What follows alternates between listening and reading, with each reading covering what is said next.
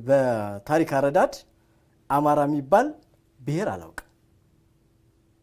አማራ የሚባል ክልል ግን አለኝ እኔ የምኖርበት።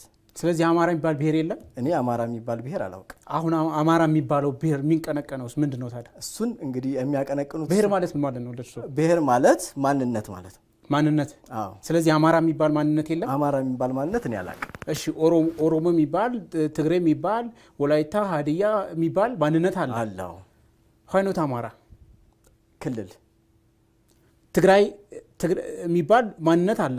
ትግራይ ክልል አለ። ኦሮሞ የሚባል ማንነት አለ። ኦሮሞ የሚባል ክልል አለ። አማራ የሚባል ማንነት አለ። አማራ የሚባል ክልል አለ። አሁን አንድ ነገር አልክ።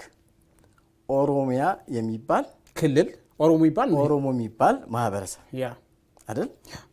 አማራ የሚባል ክልል ወለየ የሚባል ጎጃም የሚባል ጎንደር የሚባል ደግሞ ማንነት ያላቸው ህዝቦች አሉት። እሱ የመዋቅር ነው። የየራሱ ካልቸር አለ። እንዴት አርጎ በአማራ መሆን ይችላል?